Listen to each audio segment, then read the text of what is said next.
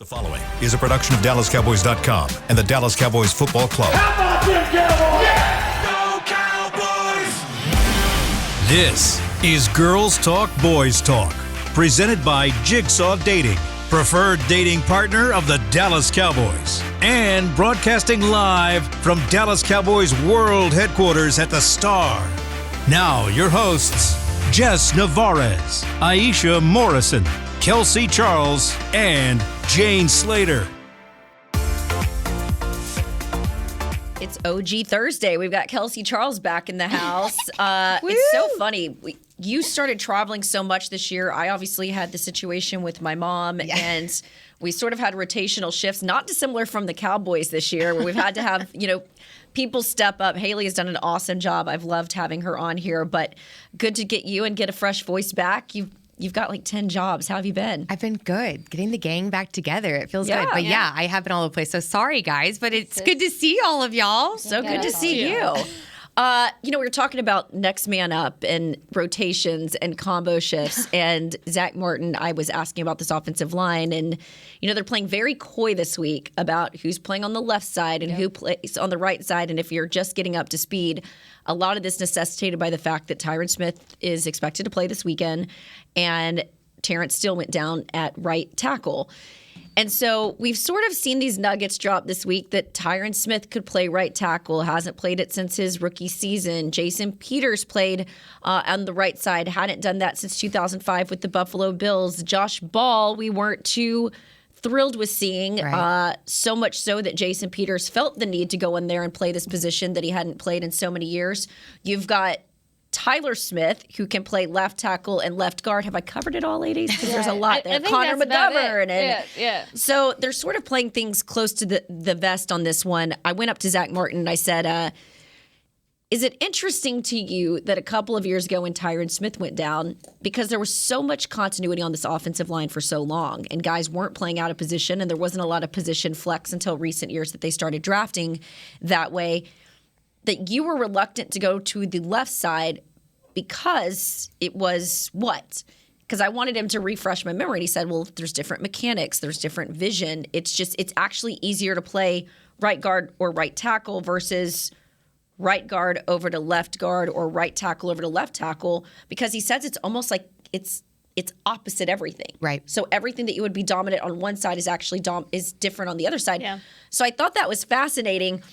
Guys, when you are listening and reading the tea leaves a little bit, doesn't sound like we're going to find out until about Saturday, but where do you guys see these guys lining up this week against the Jacksonville Jags? And is this the Cowboys kind of doing what the Texans did with their quarterbacks, where they're going to surprise us a bit? I'm glad you said that. I literally was just about to make that comparison. But I think if you have the capability to play the mind games with your opponent, and not just even just the Jags, I'm talking later on down the road for that Eagles game, I've been just dwelling on that. If you have the capability to do that and you have the luxury of having the healthy guys to do that. But I also think it's interesting, too, to see where Tyron ends up in the line, because, again, there was all that conversation even when he was coming back of where is he going to be. But I think you have the luxury of having those vets. You have Tyron, you have Zach Martin, you have Jason Peters, who are all ready to do what they need to do. And we saw it with Jason Peters on the drop of a hat. Hey, go here, switch, right to left. And they have the muscle memory and the mental capacity to do that, because we know a lot of that switch comes from a mental capacity.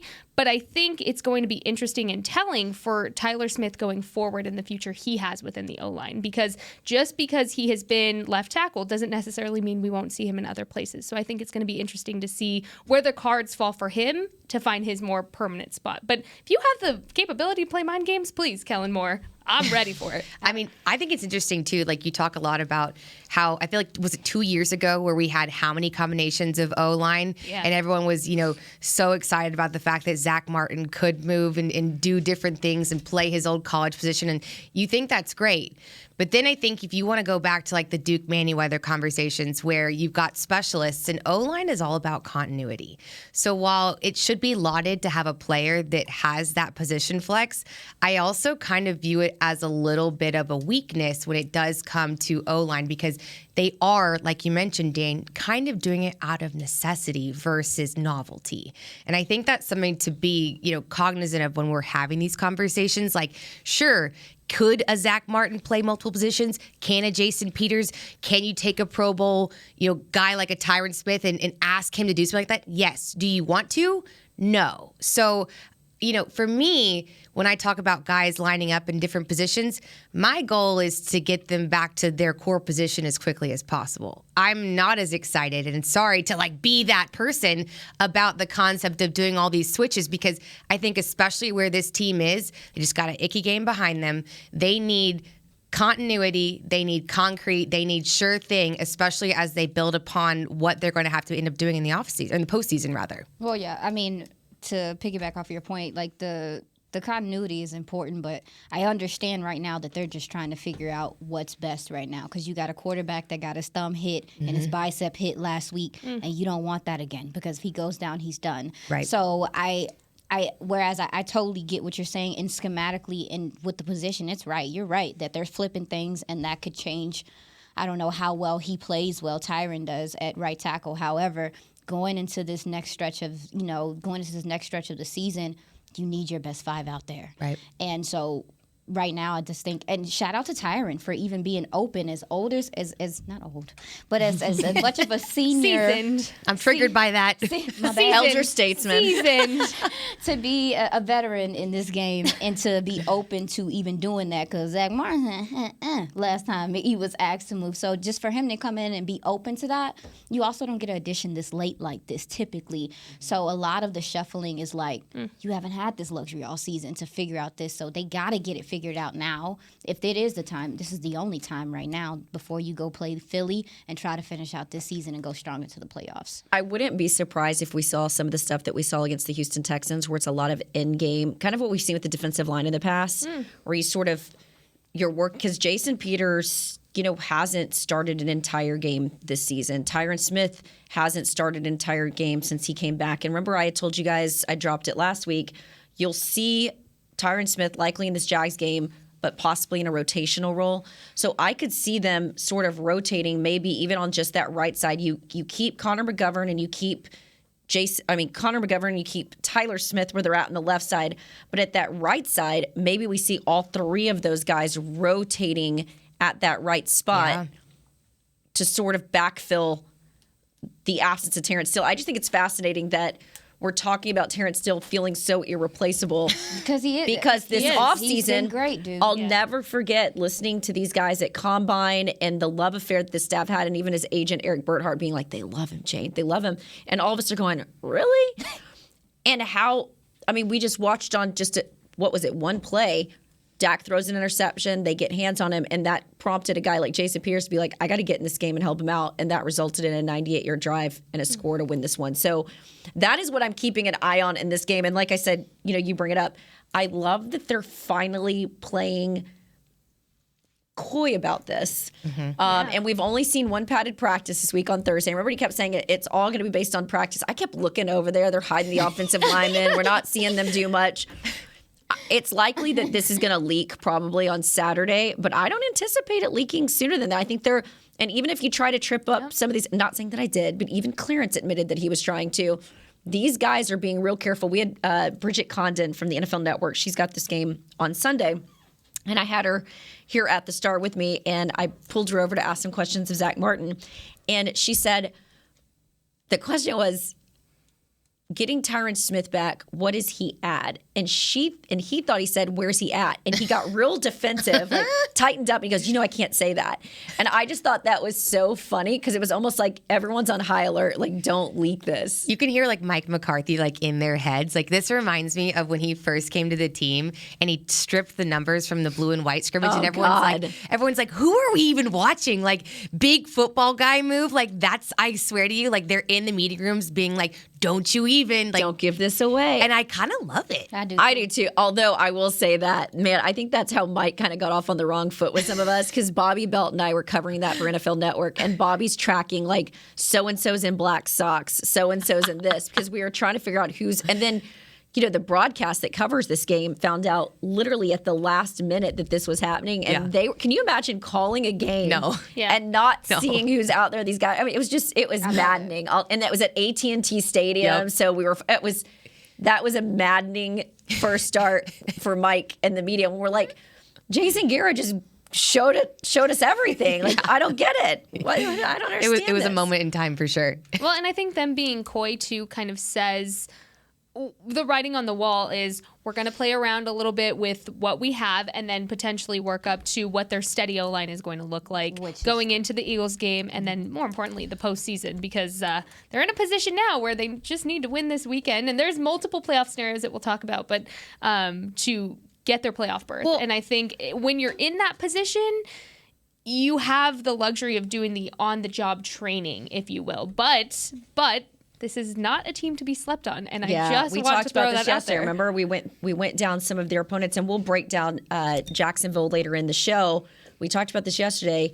Their record does not reflect how good Jacksonville is when you look at how close they've played some of these games against some pretty good teams that are going to be in the playoffs this postseason. In order to have success in the postseason, you need really good play, not only from your defense, but your quarterback. And Dak seemed as frustrated as probably any of us watching these games. He's thrown 9 picks in his last eight games. Mm-hmm. After the game, he was even shocked at how many and the volume with which he's played it at.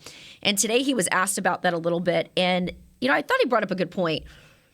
Sometimes you can overcorrect too much, right? And he said he's looked at every single interception, and every interception, there's a story, right? It might be a miscommunication with the receiver. It might have been the offensive line. We talked about yesterday some of the zone coverages that they were seeing that were a little bit different than usual. But he said each one tells a story, and that's why he doesn't want to overreact too much and overcorrect, because there is an overcorrection. Sometimes I know when I've gotten feedback early in my career, you sort of overcorrect, you're tightening up and you're pushing. And you don't need to do that. Some days it can just be an off day, right? And so that's kind of what it felt like when we were talking about it. But he was the first to say, look, I'm frustrated and we need to clean it up. And yesterday we talked about Mike McCarthy. He said sometimes it's the breaking points and being more precise with some of the angles. And so I get the sense that he's figured it out. But I'll go around the table real quick before our first break.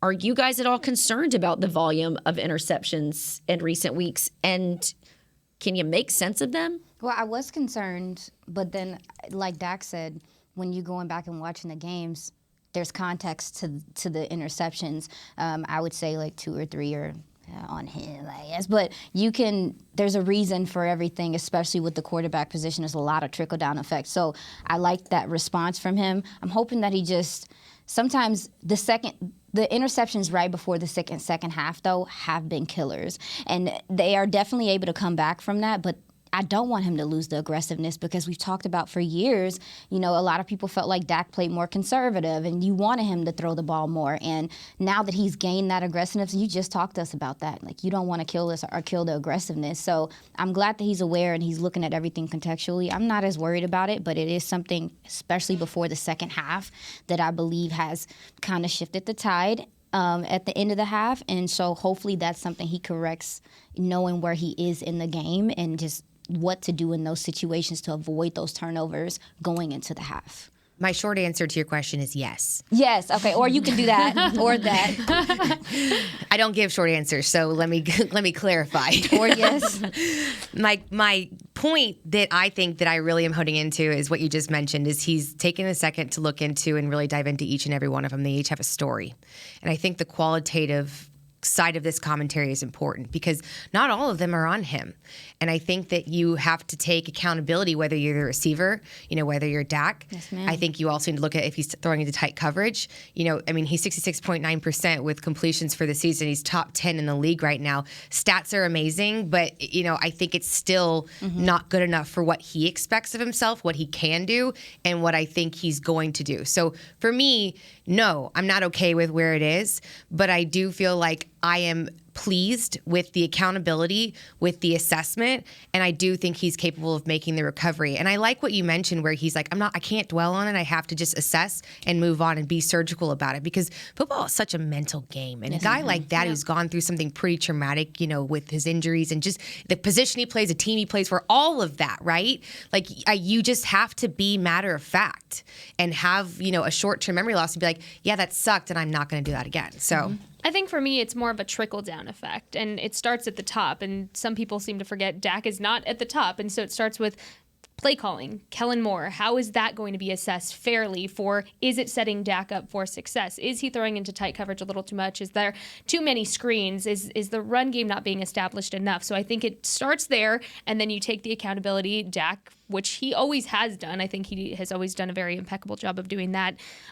Take the accountability for that. But then it also goes back. I think it's the interceptions obviously are worrisome, but what worries me more is the communication factor. Yes, and ma'am. is that still an issue? Because this has been an issue we've been talking about for weeks now. And this goes back to I want to say Dak's first week of return post-injury. We were talking about, the communication's off. And that's seemed to have been a conversation that we've been carrying on. But I think what worries me the most is that factor of it. When is the communication getting cleaned up? And where is it a miscommunication? Where is the miscue coming from? And how is that getting cleaned up? Because yes, from a fan standpoint, you can sit back and say, Dak threw another interception. But what you don't realize when you go back and you look at it, there's so many things that led up to those interceptions happening, whether it was his arm getting bumped, whether it was the receiver not turning around, or just little timing issues. I think what it comes down to for me, the most worrisome thing is, when are we going to see the communication factor cleaned up? Because that is, to me, what's killing them the most.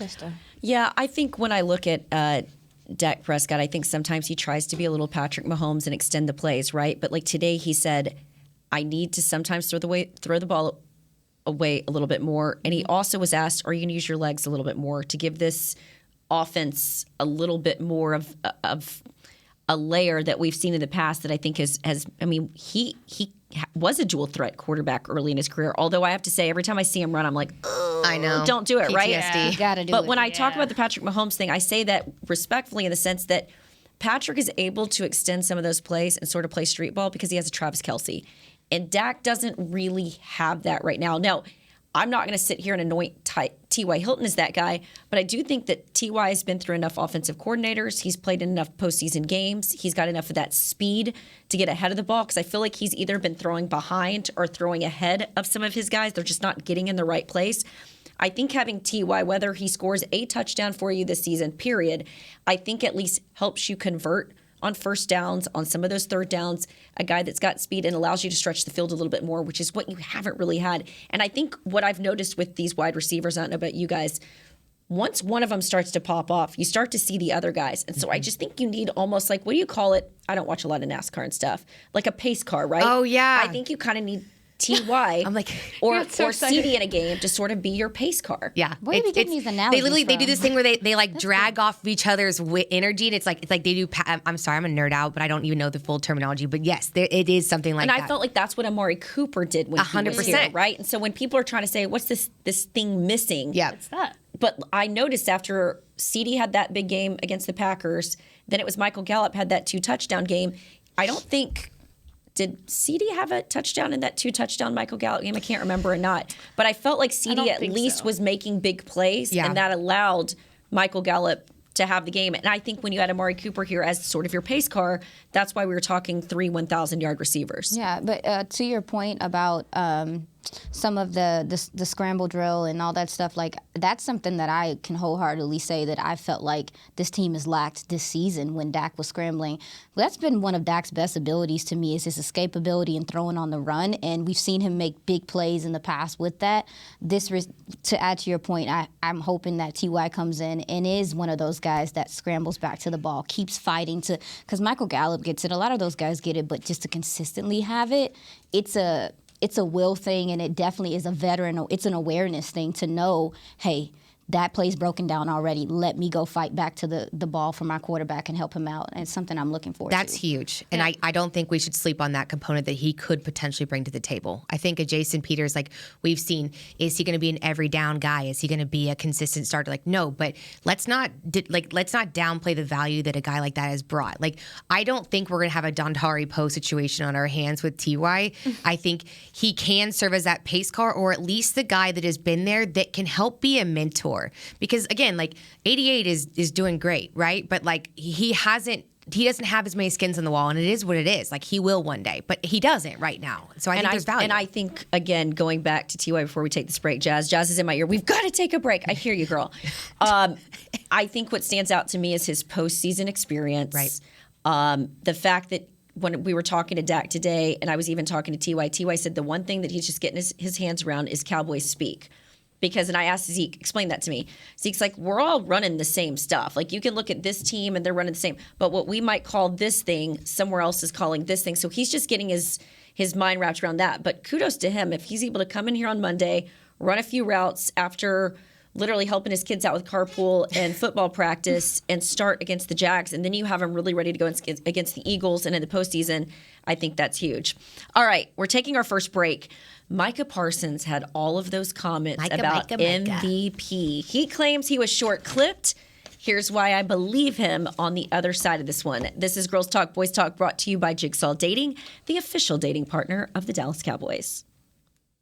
At Jigsaw Dating, we obviously want the Cowboys to bring that 6th ring home. But to be honest, we're more focused on finding the person who will put a ring on your finger. That's why we created a dating app that reveals your face through meaningful conversation, so you can date deeper. Because it's personality that matters the most, not looks. Join Jigsaw Dating today, dating partner of the Dallas Cowboys.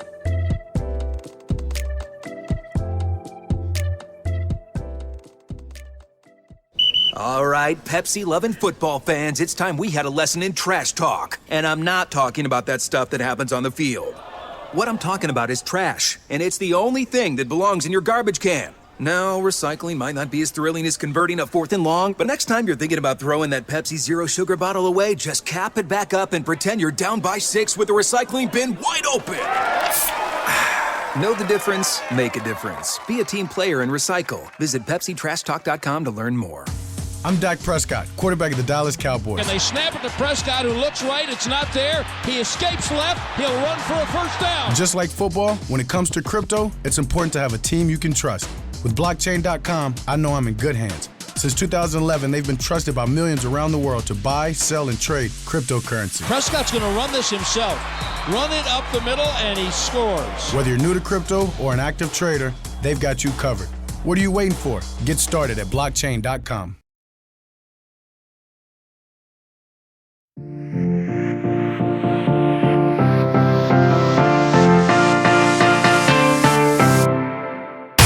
Back to Girls Talk, Boys Talk, brought to you by Jigsaw Dating, the official dating partner of the Dallas Cowboys. But first, Jess. Dak Prescott is this year's Cowboys nominee for the 2022 Walter Payton NFL Man of the Year Award presented by Nationwide, recognizing NFL players for outstanding community service off the field and excellence on the field as well. Help Dak earn a $25,000 donation to his Faith Fight Finish Foundation by voting on Twitter. Tweet or retweet hashtag WPMOY Challenge, followed by Dak Prescott through January 8th, and vote Dak.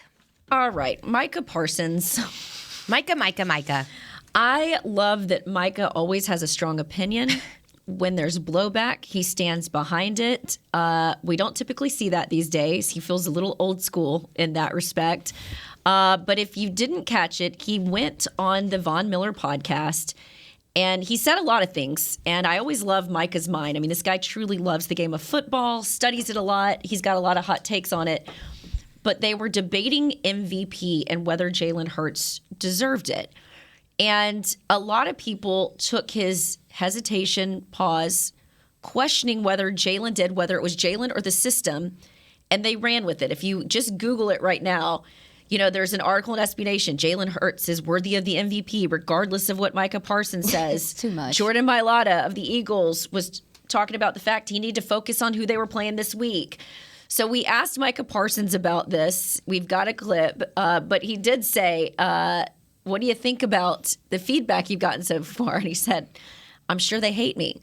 But here he was explaining the fact that he felt he was short-clipped, and then I'll tell you why I believe him. You getting any backlash from Philly? Yeah, I'm pretty sure they hate me. Would you like to clarify the thing? Are you standing on what you said or what?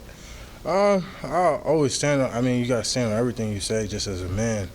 But obviously, they small clipped it and just took one line of what was really talked about. But no pun intended or no disrespect to Hurts. I think he's doing great this year. But you know what I mean? I'm a defensive guy, and I said their Eagles defense is just a team to watch. I mean, they just got hell of a players over there that's been making plays all year. So from a defensive aspect, I know how offensive guys just kind of get all the credit. So I just want to stick up for the defensive guys. Because the conversation was most valuable player, is it just quarterback?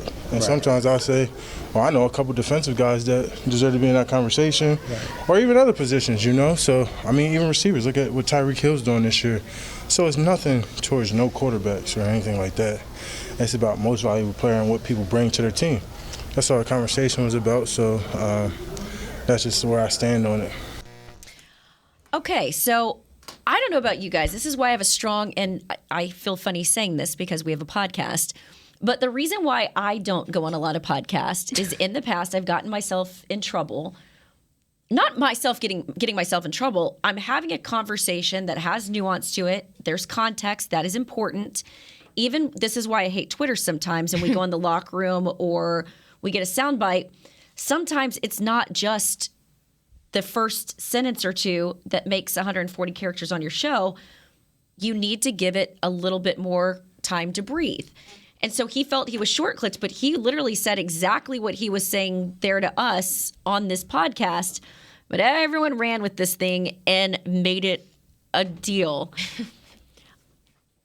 I asked him, I said, given the fact that we're getting into the postseason, you're playing the Eagles next week, are you a little reluctant to be talking as much? Like, in other words, say less? And he said he's never going to say less. That's who he is. Yeah. But your thoughts when you guys heard it and his explanation? I understood it because I'd seen him tweet about, I don't want to say about 2-3 weeks ago, just in regard to the MVP conversation, like that he felt like defensive players should be in the conversation. So when I watched the podcast and listened to it throughout, I already knew the context. He just a defensive player that feels like, why y'all not giving us no shine? And to his point, the MVP conversation, there's plenty of guys that I've thought like maybe he is the most valuable, and it's been defensive players. So I understand where he's coming from. You know how Mike is, y'all. Like, no, listen, like I 100% actually, I really do agree with him. Mm-hmm. And if you actually listen to the entire clip, he starts talking about like Darius Slay. Like he literally goes to another Philadelphia Eagles defensive player. So he removes the argument from the Eagles fans. But of course, that would ruin the narrative if we included that in our conversations, right? So like, yes, Jane, like he was clipped. But I also think he has a point. Like MVP, how often are we ever talking about anyone outside of a quarterback? It's not just in the NFL, it's in college football too. Like the Heisman, when you think Heisman, do you ever think of any position? Rarely outside of quarterback. Like Devonta Smith is another one. But like, could you name a defensive player? It's not an offensive award, but somehow both of these awards, historically and statistically, whether you like it or not, have turned into exactly that. Yep. And I think that Micah Parsons is on the lips of every single person talking about NFL football right now. Yep. And I think he kind of has A, a right, and B, a point. Yep. He has a fantastic point. Guys have been saying this for years, and Micah, obviously, he's growing as a player. He's getting better, and he sees MVP is a big deal, and I'm sure to him and to other defensive players, they feel like it's not even attainable because it has been an offensive thing. So and not to be like this, like not to interrupt you, but like if this was like a Jalen Smith saying these types of things, like not to be rude to him, but like he doesn't have the same stature that Micah does, then I'd be like, boy, you need to chill out for a minute. But like it's Micah Parsons, like I'm gonna listen when you talk. Oh, you just took my point. I was about to say, like, this is only a story that would surround the Dallas Cowboys. I mean, really, it's a non-story. When I first saw it, I was like, I know what he meant. Like, why are we talking about this? I know This what he is meant. just so not. It's so not worthy of the conversation in my life, right? At least because we know what he meant, because we have context. We actually listened to the full thing, but we know that. It's just people take what they want and they run with it, and that's how it got into being this bigger conversation than what it is. But it is proof that America's team is America's team. Because if this was any other team, if this was somebody from, I don't know, say the Buffalo Bills talking, it wouldn't have blown up like it did. Like it was. But it's also coming off a week where Micah Right. had really upset a couple of people with his thoughts on the Brittany Griner situation. Right. So I think it was sort of, why are we trending again? Well, and then I mean, it's also just it's going to be ramped up because that Philly game in a Yeah. couple of weeks is Yeah. next week or It whatever. feels like a is. little mini Super Bowl. It's a big deal. for So sure. everyone's going to be pulling and clipping. I think Lane Johnson retweeted something. I was like, y'all, are y'all for real? Yeah. Like the football the players to me, like Jordan Mailata, like now, y'all. By the way, has an outstanding voice. Yeah, Did he you sounded hear him? so good. When those three guys are sitting, I don't know if Yeah. Cowboy fans have paid attention to this, but they put out a Christmas album. I actually liked it. I ain't Jordan gonna lie. Mailata, he I was ain't gonna free lie. flowing. I was like, okay, Yeah. like let's go. He should go on The Voice. I didn't mean to cut you off. No, there. it's okay. You made another good point because they was really singing on that thing. I'm sorry. But do you guys know how many defensive players have actually won MVP? I don't want to. And I just wonder if Micah's a little sour here, because remember we talked all the comparisons of Micah to Lawrence Taylor. Lawrence Taylor was the last one to win it back in 1986. The only other guy to do it was before him, Alan Page, in 1971. Oof. So you'd have to go back. How many decades is that, guys? Like almost 4 decades. A long time. I was The last unalive time- then. Yeah. I don't want to talk. You know- It was almost 4 decades since a defensive player won it. So defensive players have won it. And so Micah Parsons was just talking about it. And remember, there was a lot of conversations about him.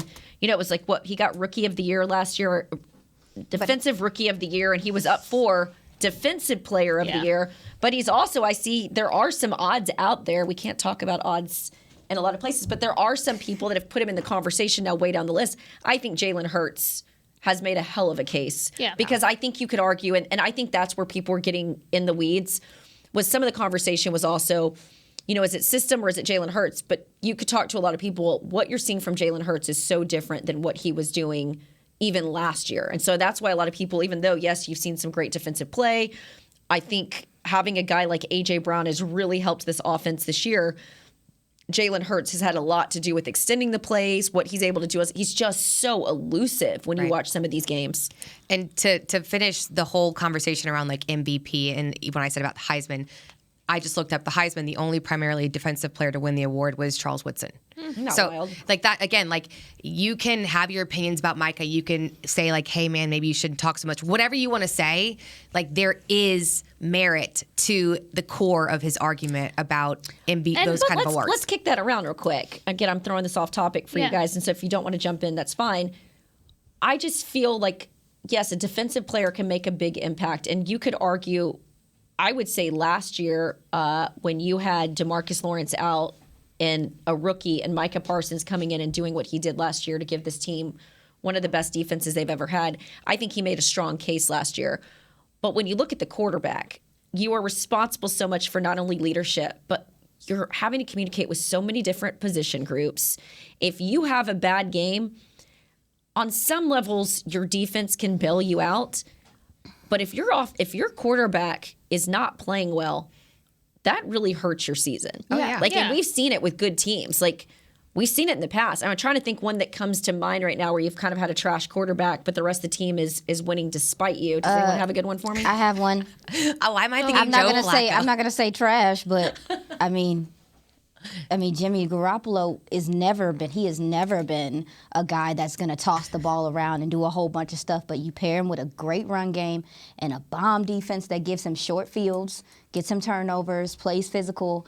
Yeah, that would be the first person I think of. But it's I struggle with it too, because when we've talked about it multiple times, every time you do sounds or tales from the other side, Girl, you just took my point. Coaches are the first name that comes out of their mouth isn't Dak Prescott a lot of time. It's not. It's this defense and Micah Parsons and how he can wreck a game. I think Dak can change a game, absolutely, but Micah can literally wreck a game, and I think his value is so different than a lot of players, because there's not that many players that can do that in this league. But I think the argument is Micah Parsons is such a generational type player. Right. Tracking. For the most part, when you look at the success of a team, it really goes as your quarterback goes. Tracking. I mean, we've seen teams that have won despite not having. I mean, look at the Cowboys and their run without Cooper Rush. You could make that argument. Mm-hmm. But I think when you look at over the totality of the NFL and this award, most years, if you lose your quarterback, your team isn't, and there's not one singular player on defense that's going to make a difference. I think that honestly, defense. I could be wrong though. I'm open to debate. It's open. I hear Micah's point, and I do agree. Like if you look at it, but I also think like it's the nature of the position. Like where defense is more of like it's kind of like O-line, a little more of like an unsung hero, right? You know, and same with defense. It's like your job is to get your offense onto the field to go win the game for you. Your job isn't to go win the. You know what I mean? Like it's almost like they are set up to help be the stepping stool for Dak Prescott and team to come in and like carry the ball across the finish line. Like that's just kind of a little bit of the nature of it. And look, you could make the argument if Micah Parsons, God forbid, got injured this year, I don't know if you've got another guy that could affect, because even if Micah Parsons isn't getting the sacks, just what he's doing on the field has allowed guys like, I mean, when can you remember hearing names like Dorrance Armstrong or Sam Williams? He changes the whole game plan. Right. And that's why the MVP But I just wonder if the conversation's coming from him, because there's a little bit of him going, absolutely. Hey, why am I not more in this mix? I mean, but why else would it? Why wouldn't it? And I think he won't say that. But as far as Micah, he is a generational player, and he has every right to stand on his stand and say, I deserve the credit, because what he has done is something that you're not going to see from another defensive player for probably years to come. And he can acknowledge that. He can recognize that. I am all for people taking the credit when they should, but also I think it opens up a different conversation specifically with the Cowboys this season, because we've seen the defense really having to carry the workload this season, especially when you had Dak out, Cooper Rush in, and then all of that kind of turned. Which is still crazy that they're a top 3 offense. I'm telling you saw a dominant defensive team, and I think when you look at it from that context, and had this season not been that way, it wouldn't be such a conversation in depth like this. But because we've seen how much the defense has impacted this offense when they haven't been able to communicate well, and they haven't been making the plays like they need to, and cleaning up things week to week, and penalties and all of those things, you are winning games because of your defense. For the majority of the season, that's what the conversation has been. And I think Micah makes a very good point in saying, hey, give credit where credit's due, but also Micah has to remember there's not going to be another Micah Parsons for years to come, you know? So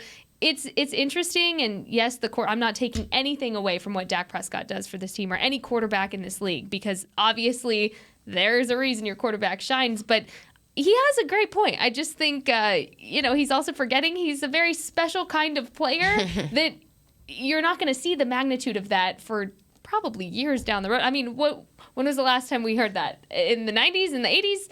Like, he's a very generational 86. player. Yeah. All right. Well, I love this because on Media Mash, Clarence and I never shut up, and poor Nui is always like, we got to get to a break. We got to get to a break. I love that our shows reach that point where we've all got such strong takes on some of these topics that I need to rush us to a break, because both you girls did a lot of work in the locker room today as we look to scout the Jags. We barely talked to the Jags in Media Mash, but this is a team we talked about yesterday, we talked about earlier, don't overlook. So we'll highlight a couple of matchups and players to watch on the other side of our final break. This is Girls Talk, Boys Talk, brought to you by Jigsaw Dating. At Jigsaw Dating, we obviously want the Cowboys to bring that 6th ring home. But to be honest, we're more focused on finding the person who will put a ring on your finger. That's why we created a dating app that reveals your face through meaningful conversation, so you can date deeper. Because it's personality that matters the most, not looks. Join Jigsaw Dating today, dating partner of the Dallas Cowboys.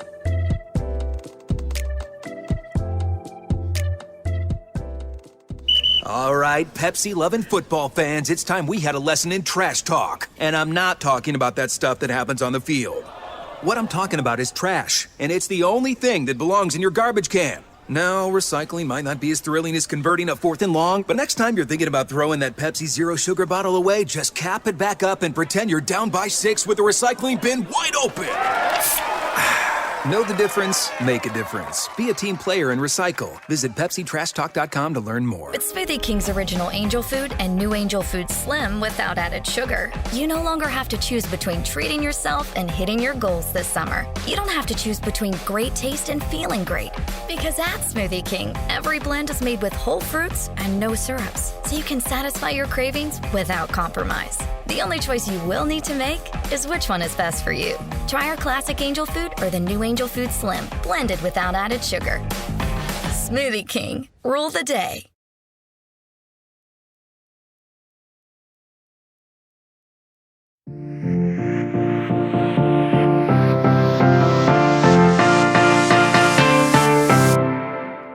Welcome back to Girls Talk, Boys Talk, brought to you by Jigsaw Dating, the official dating partner of the Dallas Cowboys. But first, Jess. Well, James Wright is your 2022 Cowboys Fan of the Year. James brings the spice to every Dallas Cowboys game and now needs your help to bring it to the Super Bowl. Vote for James to be given the ultimate title of NFL Fan of the Year, presented by Captain Morgan, by casting your vote at NFL.com/fan of the year.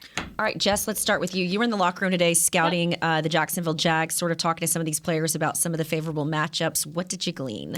So when doing my homework, what I've noticed is the Jags are coming off of a real high. They scored 20 points within 4 turnovers last week. So this is going to be a game of who plays the most complimentary football, because we talked about this last week. That's what I heard the reoccurring theme was that worked for the Jags last week. Now, the Cowboys, of course, we know Dak coming off of the turnovers. He has 9 for the season. So in order for Dak to feel like he doesn't have to pass the ball so much, what do we need to establish? Well, the run game. So here's a couple of people I want you to keep an eye on. I'm going to get this name right. Foye Oluokun. Yep. This is somebody that I really want you to keep an eye on as far as potentially trying to stop the run early, because something interesting. He has that tie to Dan Quinn back in Atlanta. Dan Quinn was part of the draft class, that part of getting him in that draft class. So I just want to point that out. And high school besties with Zeke, so knows his game very, very well. There you I go. always enjoyed the matchups early on in their careers of those two. There you go. And so shout out to my co-host Brandon, who sent me this clip of Dan Quinn talking about Foye back in 2018. Very weird to see Dan Quinn in Atlanta gear. I just want to throw that out there. But he says that they will play him at will a lot, and that the things to watch out for is the speed that Foye brings, and also the longevity of him. He's able to block well and all of that. He also plays square, is something there. So he's physical, he plays square, all of that good stuff. Somebody else, linebacker Chad Muma, who I was looking at the practice report right now. He was limited both Wednesday and Thursday dealing with an ankle injury. Something about Chad is the amount of tackles this man has. Scary. 11 combined tackles against Detroit, and he also had 1.5 sacks during that game as well. And then very last but not least, I want you to keep an eye on linebacker Devin Lloyd, because if Chad doesn't play, Devin's been the one to step up and really take that spot. But something too is if Chad plays, Devin's going to be integrated a little bit more, which is something that the Jags are playing with. That versatility, they're really starting to dip their toe in that water. So he's physical, he's complete, and you can expect to see him getting off of blocks. That's something he's very, very tight with. So all good names to keep in mind. Your linebacker group with this Jags team is not anybody you really want to sleep on. Again, capping the run is going to be their goal early on. So there you have it. No, yeah, to your point, their linebacker core, Devin Lloyd, all those guys, they fly around and they're are sure tacklers. So the run game for the defense, hopefully get some guards up on these guys. But in regard to some of the matchups I'm looking at, I got to talk to J-Ron Kearse, because you have Evan Ingram that's coming off of a huge game he had last week, 162 yards, 2 TDs. How's that matchup going to be? He kind of laughed at me, he kind of chuckled at me like he know what's up. He was very aware of his stats from last week, to say the least. So that's a key matchup to look at. Also, too, you got Deron Bland playing that nickel corner, going up against Christian Kirk, who's been cooking. I mean, he's 874 yards, 7 TDs. He's definitely tied for second in red zones red zone touchdowns in the NFL. So He's something to keep an eye on. He's the safety blanket. He's that slot guy that we're kind of hoping that TUI becomes for Dak, just that go-to guy. That's definitely a matchup to look at. And Trayvon Walker on the defensive side of the ball had a big game last week. Had the sack fumble rather, but he also had 3 pressures. So offensive line is going to have to come play because those guys are able to get penetration, especially in the middle of that defense. This defense is scrappy. Yeah. Like, the Jags defense is scrappy. They're middle of the pack basically everywhere else, but, like, especially against the run, they can stop you. They've not consistency, Trayvon Walker did did not participate in Wednesday or Thursday's practice, so just want to throw that out there. He's also dealing with an ankle injury. And something else about Evan Ingram that I was kind of shocked to hear is he's on pace to having one of the best receiving seasons by a tight end in Jags history. So he is not one to be slept on, ladies and gentlemen. He's literally reviving his career over there. Doug Peterson and those guys are doing a fantastic job with how many. They have a lot of weapons on the outside. So the Cowboys, corners, safeties, all those guys are going to have to come play. Do not let 5-8 fool you. Nope. No, this lies. Deceit. All right, good stuff from the locker room, ladies. I know fans that aren't always getting a chance to scout the opponent at least have an indication of some weapons and some matchups to keep an eye on.